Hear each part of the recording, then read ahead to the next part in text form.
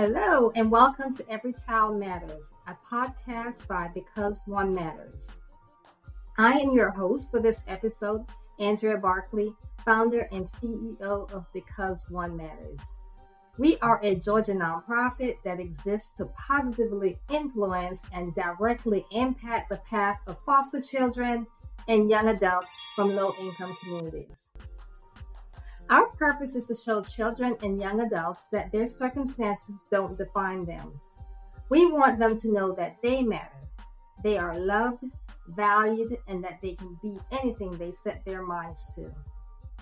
During this podcast, we will talk to individuals with experience in foster care, from previous foster children to foster parents to foster organizations and lawmakers or policymakers.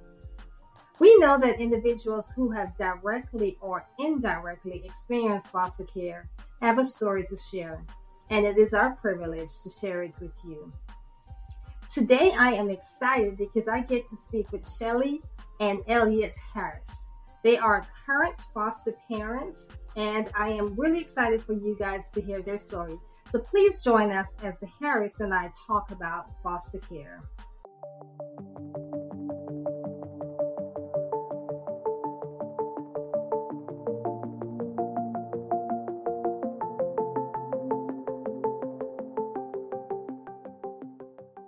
Shelly and Elliott, welcome to the Every Child Matters podcast. It is so good to have you with us. So tell us a little bit about yourself from a personal perspective.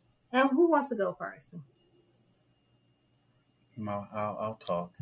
Well, I'm Elliott Harris. Me and my wife are originally from Philadelphia. We've been down here in Georgia for about 18 years. We both come from big families on both sides. We just opened up our doors to help other kids that needed placement, and that's what we were trying to accomplish with all the children that come through our doors. Awesome, Shelly.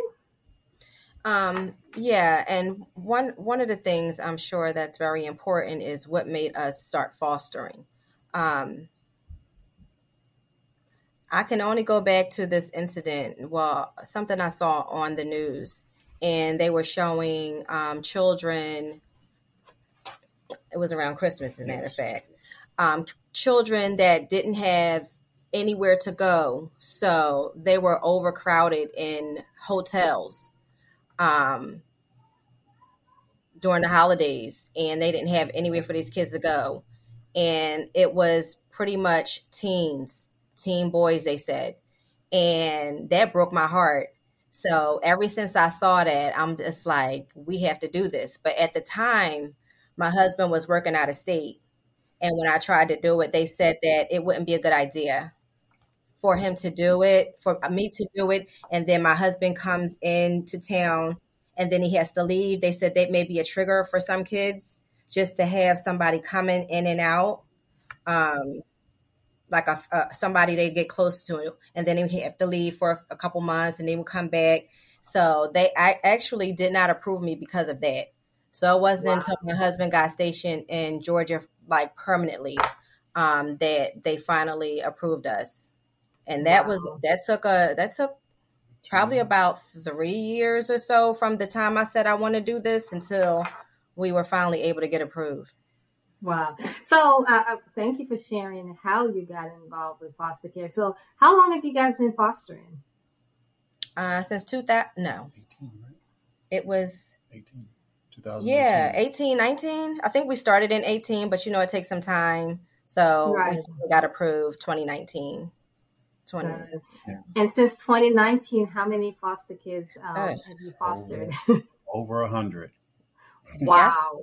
I honestly think it's more than that with the respites and everything. So I think we're pushing maybe 150. Wow. That is a lot, especially since it's only been since 2019. How many foster kids do you currently have? We're down to one. We have one now. Mm-hmm. We just have one right now. Right. And I know that you guys mostly do teens. Is that correct? Or do you only do teens? Only teens and only boys. And only typically high school boys. And so I heard your story on why you start fostering, and I'm assuming because you saw that story and it was teen boys, so that is the reason why you chose to do teen boys. Is that correct? Well, honestly, when we first started, that's what I told them that we wanted to foster. But they talked me into, they said, well, maybe you can change some lives for a little girl. Maybe you can change some lives for an infant. Maybe you can change some lives for a toddler. You know what I mean? They say, you shouldn't really limit yourself until you kind of figure out what works for you. You may be missing out on your calling for, another age, another gender. So Right. that's when we said, okay, well, maybe she's right. Maybe. So we actually went from toddler to 19 and girls or boys. But over the years, we pretty much went back to what we wanted in the first place. What I felt like was our calling was teen boys, because we've had an infant, we've had toddlers, we've had Teenage girls, we've had teenage girls, we've had middle school girls, middle school boys, and it drove us right back to where our passion was, which was the teen boys, because they're the hardest to place. That is true. That is true. They're the hardest to place. There's no issue with defects finding placements for little kids, mainly infants. No, it's not. Especially the babies. Right. Especially infants. So I don't feel that there is a huge need there. There's not really a huge need for probably even toddlers. I mean, and maybe even going into elementary school, but teen boys is a huge need. And that's where I felt like, was needed most. So that's where we both are. And we're both on the same page about that. Right. So yeah. So, I think you answered this, but I want you to, Elliott, maybe you can tell me about this. What makes you want to continue fostering? To change kids' lives, to give them more perspective that there are people out there that want to help them and get them on the right path. I mean, some kids are in the system because of some of their actions. Some kids are in the system because of the parents' actions. No matter what the case may be, we just try to get to them the best way we possibly can so we can keep them on a straight and narrow line. And I'm glad you said that. I just saw an article, I think it was yesterday, about a young man. He got signed to professional football, but he was in foster care. He was living in at one point in the U.S. And for what you guys are doing, yes, it's from foster care to the NFL draft. His name was Darnell Washington, and he says sometimes he slept in a U-Haul truck, and now he's in the 2023 NFL draft. And what you guys are doing, that could help a young man get to the NFL or the NBA or somewhere else, or just become a doctor or a lawyer, maybe the president. Yes. Yeah, exactly. Absolutely. All right. So can you describe the day in the life of a foster parent from your perspective? It varies. I mean, you have some kids that you have to pay more attention to. You have some kids that they fend for it. Yeah, they want it. They want it more. Or some that can fend for themselves, and they understand the purpose and the reason why they're in care. So it varies from day to day. We've had not one child that was the same. So we've dealt with several personalities. We've dealt with kids who have no parents. Some that they may not have the greatest relationship with their parents. We dealt with a lot of boys that don't do female authority well. Mm-hmm. And that's why they call us a lot of the times, because they feel like a lot of these boys, they need 2-parent households. Mm-hmm. They need compassion and love from a mom, but they also need that stern father figure. So that's why I think a lot of times we're called, and there are several single parent homes that do exceptionally well. So not to out them, but right. I definitely know that has been an issue with a lot of the boys that they place with us. They don't like female authority.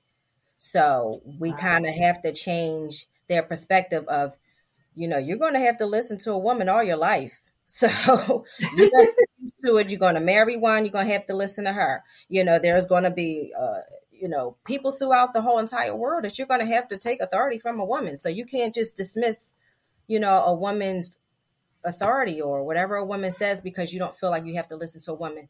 And we've come into contact with that a lot. So Wow. that's one of our challenges with fostering our boys. And some of them, we change their whole entire perspective. And by the time they leave, they're like, they get it. Mm-hmm. Yeah. Good. And that is good.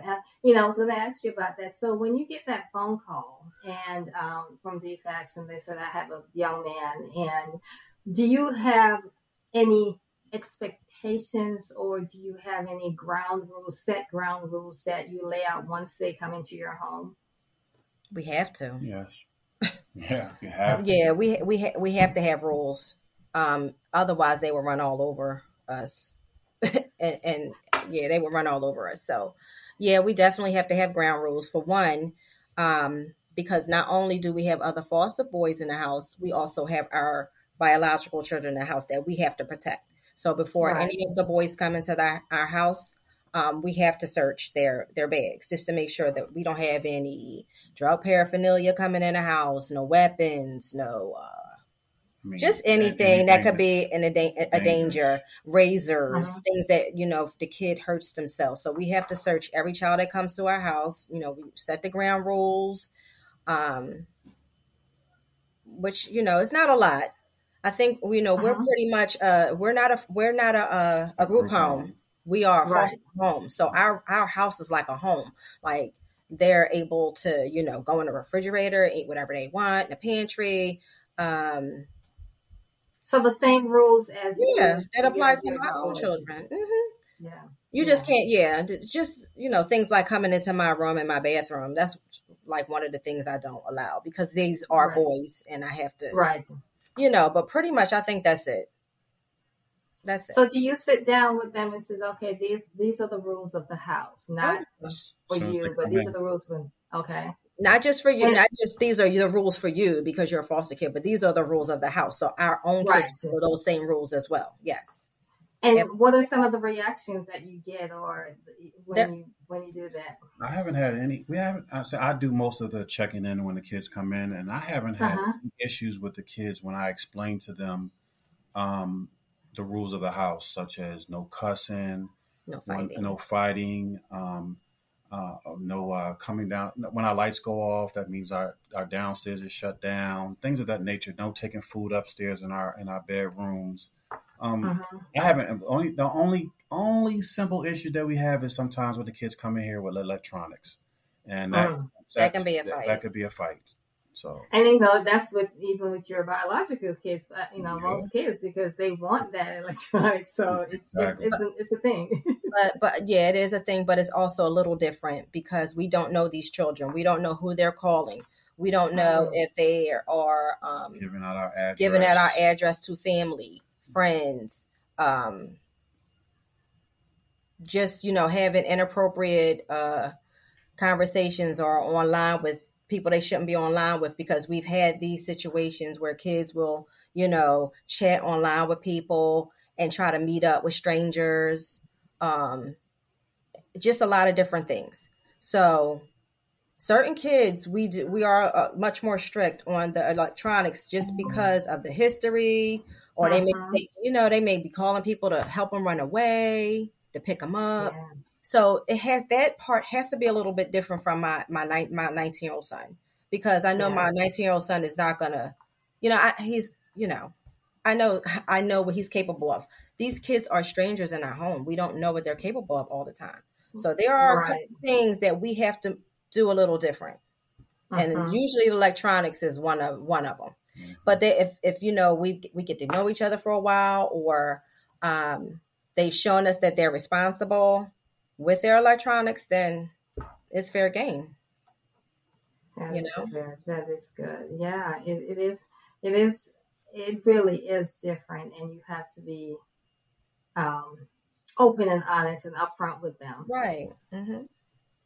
Yeah, that is good. And we have to protect everybody. You know, we have to protect ourselves. We have to protect our kids. We also have to protect the kids that we have in this house. We have an obligation to protect. So we can't just let anybody come in here, do anything, have anything.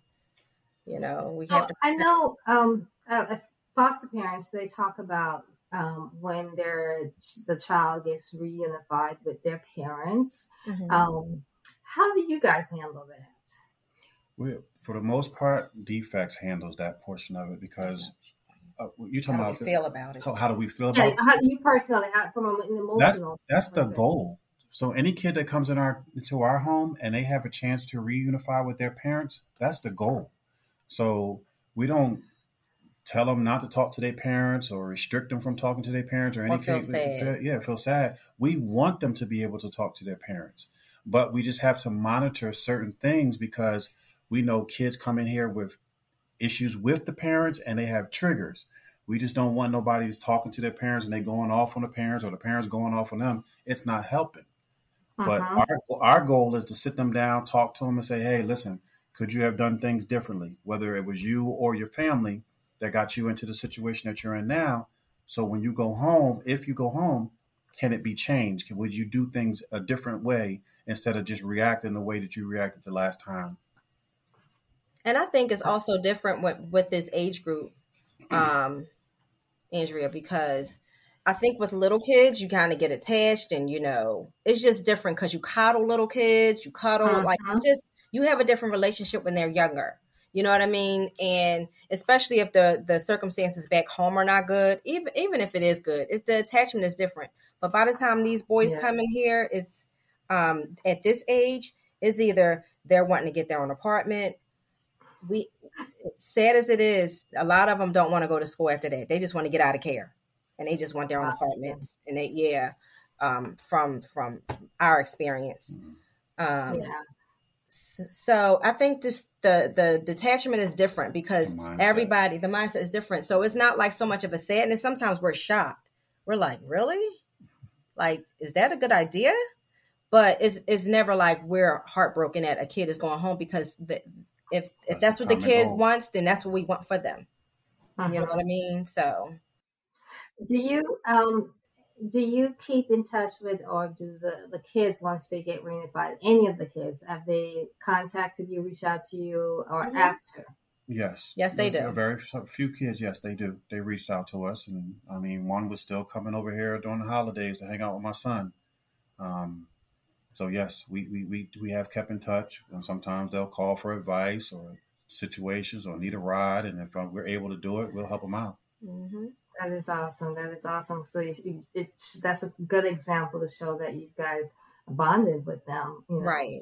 And they actually cared about you because they would not have reached back out to you. So that is good. Mm-hmm. All right, we'll be right back with more from the Harris Forum, the Every Child Matters podcast, right after the break. Stay tuned.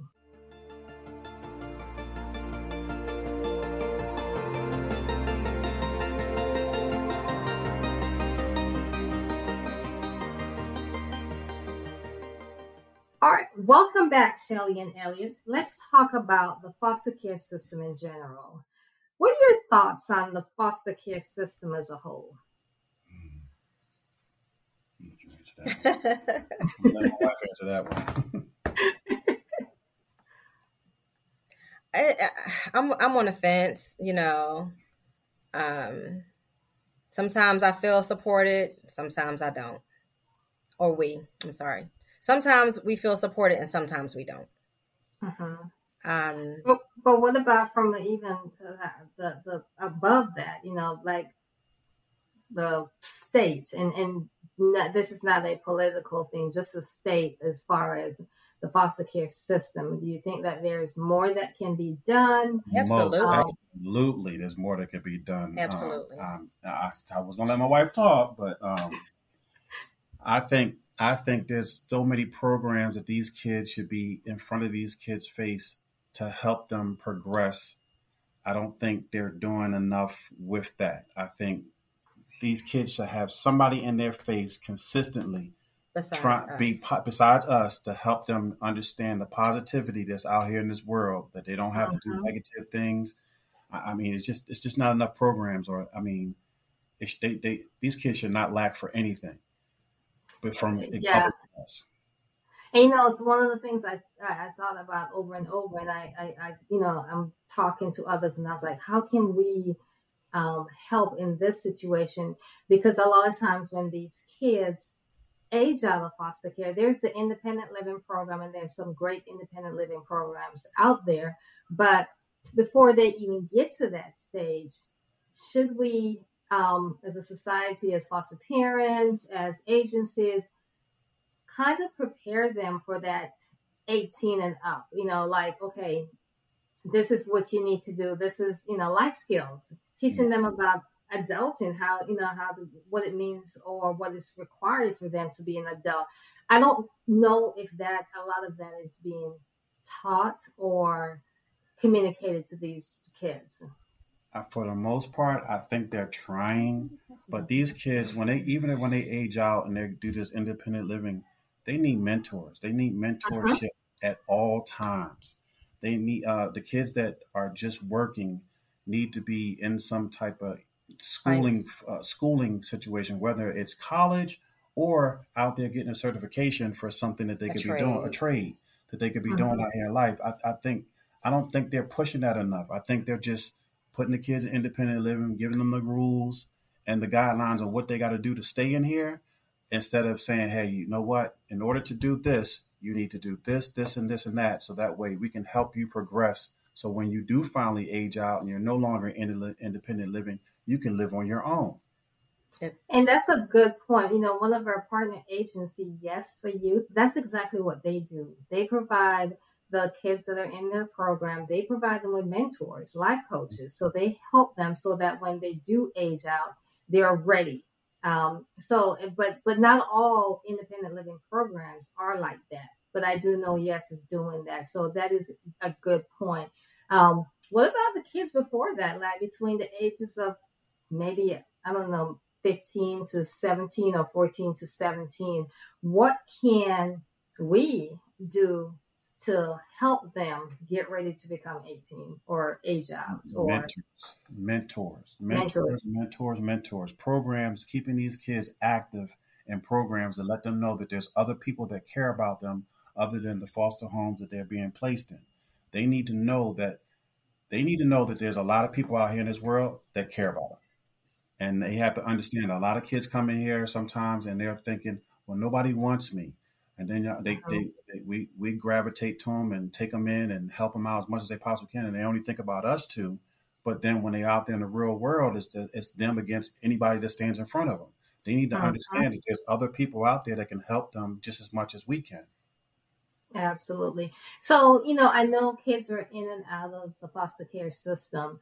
If they did have a mentor, for example, if our agency provided mentorship, but they went back home to their bio parents, how do we balance that? How do we handle that piece of it? When they go back home to their Right. parents, Hmm. they still Yes. that meant me personally, that mentor should still stay in their life as much as they possibly can to touch You base think with that them. should be a requirement of the state, It should for when? be. It should be a requirement. You can't just send them back home and then put them back out there and then they don't know how to use the tools that they were given. They need somebody that's going to keep telling them giving them the tools so that way they can process it the best way they possibly can, so they won't get back into the system or be somewhere else that they don't want to be, such as jail or Exactly. juvenile, Yes. something like that. Yes. They need that balance. And I mean, when we grew up, they used to say it took a village. Yep. There's no more villages. These kids need villages out here. A lot of these kids are going down the wrong path, and then when you try to wheel them in, you get them to a certain crust, and then it takes that one person or one friend or one other person to say, "Hey, man, I don't want you corny for doing this and doing that. Don't do this and that." They have to Bad understand that influences, bad peer influence. pressure. They have to understand that it's cool to be smart. It's cool. It's okay to have a good job. It's okay to obey your parents and be respectful to others. It's okay to do that. Uh-huh. Yes, and so that's, I could see that being for the mentorship, because we've thought about that a lot, but we understand that once they get back home with their families, I think that's a cutoff for the government interaction with them. It's like there's no more monitoring once you're reunified with your families. But sometimes I think that there's a revolving door.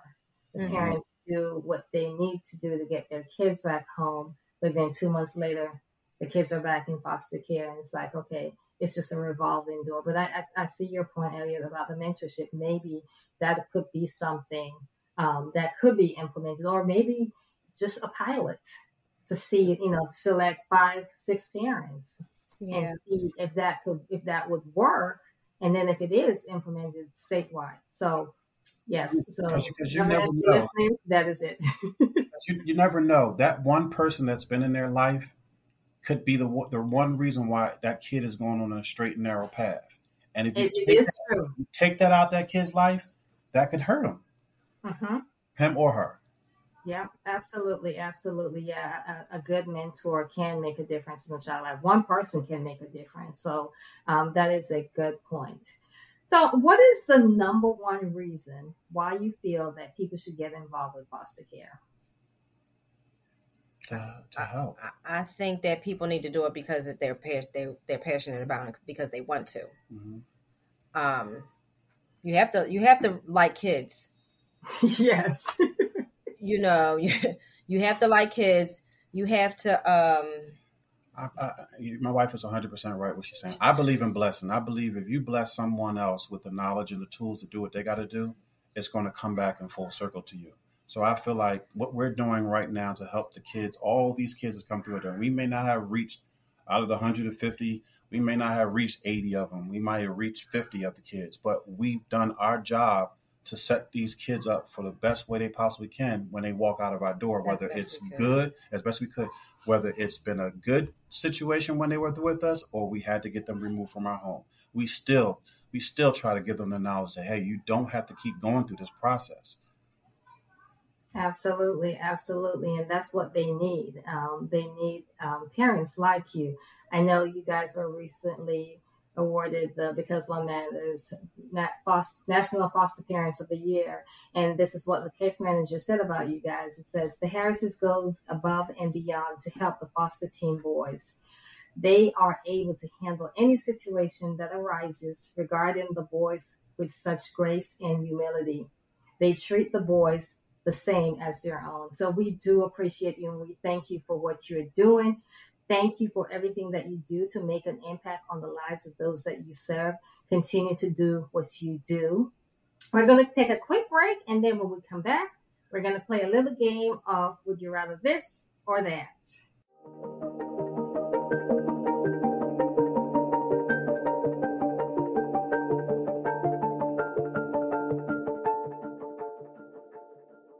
And we're back. Okay, Shelly and Elliott, we're going to play a game called Would You Rather This or That? Like THIS. I'm sorry, Andrea. You said this or that? Yes, this or that. Right. Okay. I am going to name two things, and you have to pick one. You have to answer quickly.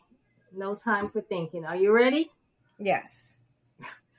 Would you rather have more time or more money? Time. Oh, okay. What am I supposed to say? She said time. That's correct. Time or money? Time.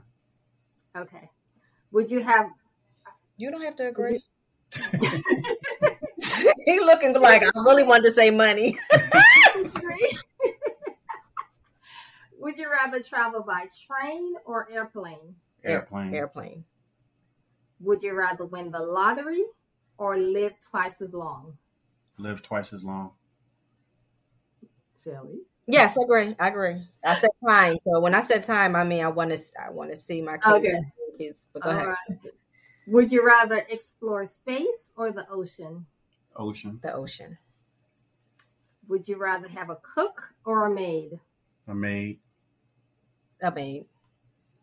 Would you rather have to sew all your clothes or grow your own food? Grow my own food. Me too. Sewing clothes. Would you rather be 4'5" or 7'7"? 7'7". I think 7'7" too. I don't know. I could just pluck people. Would you rather be in your pajamas or suits all day?